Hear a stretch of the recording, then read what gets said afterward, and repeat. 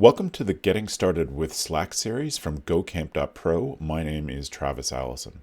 I want to talk just quickly about posting and how you do it and some of the tricks that are involved in it. At its simplest form, GoCamp Pro is very easy to use, but there are some cool tricks that you can add in to make it even more usable for you or even more fun to be a part of.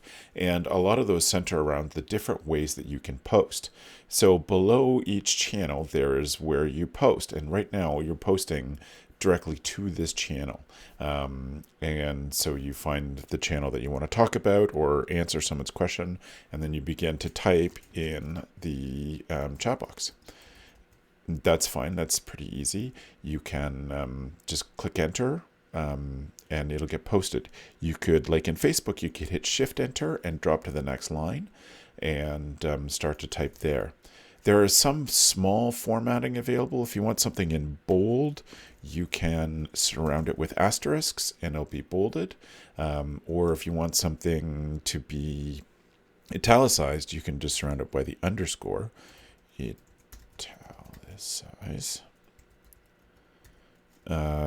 Underscore, and those will be formatted here. You can see it right in this box.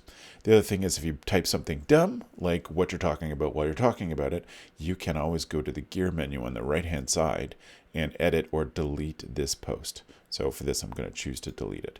So that's really how you post to here. You can always correct things and go back and fix them. You can see that well, this is a post, so it's a different kind of way of looking at things, but I could easily just delete a photo. Part of a discussion that I've already started, I could delete from or edit those two things. You can @mention somebody and they will come be notified. You could do an getting started channel and everyone will be notified about it. Or you could notify everyone, as these are all laid out here using the symbol, or specific people. The other thing that you can do is use a hashtag and it will pull up the existing channels. But you can also use hashtags to add almost a second layer to a channel, something more searchable. So it might be something like getting things done. Usual short form is GTD. And then GTD is very good. And then that would show up and be searchable as a hashtag using in the search box. So it's not creating a new channel. It's just using hashtags as usual to group things by a theme, in this case GTD. The other thing is this box here that gives you some more options of what you can do. So you could upload a whole file, click that, and it'll open up a box to allow you to pick stuff to upload. You could create a text snippet, which would be a sort of shortcut that you could use over and over again if you find yourself doing that, like Text Expander. If you're a Mac user and you're used to Text Expander, that's available there.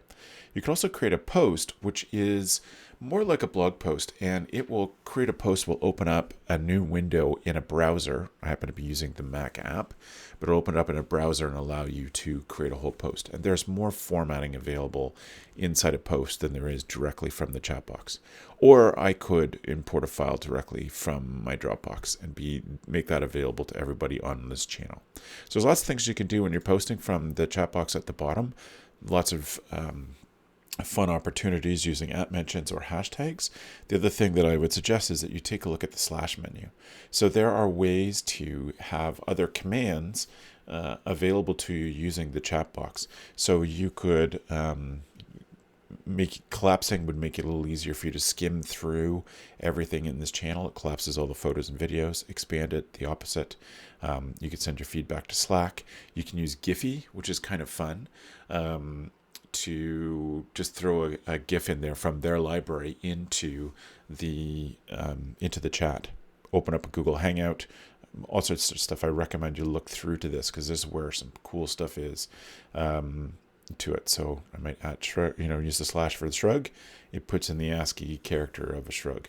The other fun. So Giphy is my favorite thing to do. So I put a slash in, I type a G, it brings up Giphy, and then it tells me how to do things. So /G will bring up the menu, and it tells me, hitting enter will select Giphy, and then it tells me I need to put something in the text inside the brackets there. that will give Giphy a clue of what to post. So I put in enter, and then I put in happy, for example, happy GIF, and it'll pick them. I could also search Giphy to find some specific GIFs that I want to use, and put in words inside the brackets that would bring up that specific one. So I thank you, Oprah, for giving us this happy moment. As I close out the discussion on using the chat field for posting and commenting on your team on Slack. My name is Travis Allison from GoCamp Pro. Thanks for watching.